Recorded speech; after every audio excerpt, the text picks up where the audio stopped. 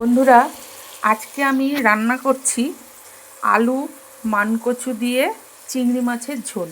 দেখো, চিংড়ি মাছ আর পেঁয়াজটা আমি তেলে ভাজতে দিয়ে দিয়েছি। এবার চিংড়ি মাছ আর পেঁয়াজটা আগে ভেজে নেব। আর এদিকে আলু আর মানকচুটা আমি একটু ভাপ দিয়ে জলটা ফেলে নিয়েছি। চিংড়ি মাছ আর পেঁয়াজটা একটুখানি ভেজে নিচ্ছি লাল লাল করে। লাল বলতে একদম খুব বেশি লাল করব না, একটু ব্রাউন কালার হলে পরে আমি আলু আর কচুটা দিয়ে দেবো ভাজার জন্য। মেয়ের জন্য করছি আজকে আলু মানকচু আর চিংড়ি মাছের ঝোল। এই মানকচুটা বন্ধুরা খুব ভালো খেতে, একটা ফোঁটা গলা ধরে না, কিছু না, এত সুন্দর মানকচুটা খেতে। তাই বললাম যখন চিংড়ি মাছ আছে মেয়ের টিফিনে, তাহলে একটুখানি চিংড়ি মাছ দিয়ে আলু মানকচুর ঝোল করে দিই, খেতেও ভালো লাগবে, মেয়ে ভালোবাসবে খেতে। ওর জন্য একটুখানি মানকচু আলু দিয়ে চিংড়ি মাছের ঝোল রান্না করছি আজকে, কেবলমাত্র মেয়ের জন্য এটা। আর আমাদের বাঁধাকপি চিংড়ি হয়েছে। এবার আমি আলু মানকচুটা যে সেদ্ধ করে রেখেছি সেটা দিয়ে দিচ্ছি। এই দেখো মানকচু, আলু মানকচুটা সেদ্ধ করা রয়েছে, সেটা আমি দিয়ে দিচ্ছি।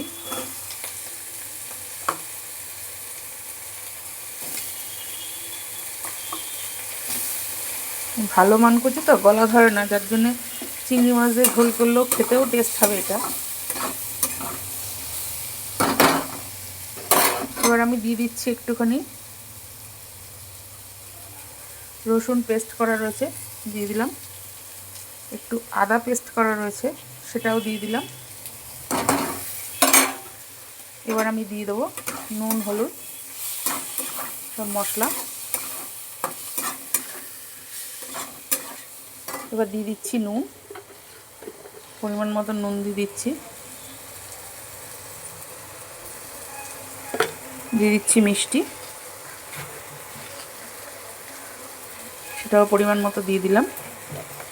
এবার দিয়ে দিচ্ছি হলুদ গুঁড়ো, একটু শুকনো লঙ্কার গুঁড়ো, অল্প একটু শুকনো লঙ্কার গুঁড়ো দিচ্ছি, একটু গরম মশলা গুঁড়ো দিচ্ছি।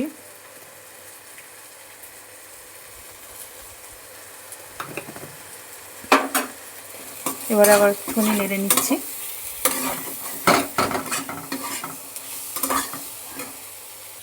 দেখো বন্ধুরা, আমার কষানো হয়ে গেছে। এবার আমি জল দিয়ে দেবো, সামান্য একটু জল দিয়ে আমি মশলাটাকে কষিয়ে নিয়েছি আলু আর কচুটার সাথে।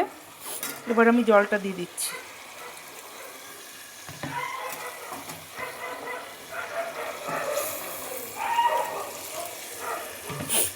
ব্যাস, আর দেবো না জল। এবার কড়াইটাকে ঢেকে দিচ্ছি।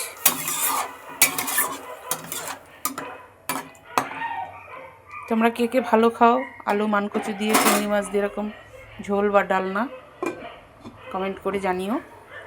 আমার তো খুব ভালো লাগে। কচুতে যদি গলা না ধরে তাহলে যে কোনো জিনিস দিয়ে খেতেও ভালো লাগে, আর যদি গলা ধরে তখন আর খাওয়া যায় না। তবে এই মানকচুটা ভীষণ ভালো, গলা একদমই ধরে না। এবার কড়াইটাকে আমি ঢেকে দিলাম, ফিরে আসছি পরবর্তী স্টেপে। এবার দেখো বন্ধুরা, আমার হয়ে গেছে ঝোলটা। গরম মশলার গুঁড়ো টুড়ো সব আমি একসঙ্গেই দিয়ে দিয়েছিলাম, নুন, হলুদ, মিষ্টি, গরম মশলার গুঁড়ো, শুকনো লঙ্কার গুঁড়ো, কাঁচা লঙ্কা পেস্ট সব একসঙ্গে দিয়ে তারপরে মশলা দিয়ে কষিয়েছি আমি। এবার আমার ঝোলটাও হয়ে গেছে। আজ তাহলে এই পর্যন্ত। কাল আবার নতুন কোনো ভিডিও নিয়ে হাজির হবো। ততক্ষণে তোমরা সবাই সুস্থ থেকো, ভালো থেকো, সাবধানে থেকো। আজকের মতো টাটা, বাই বাই।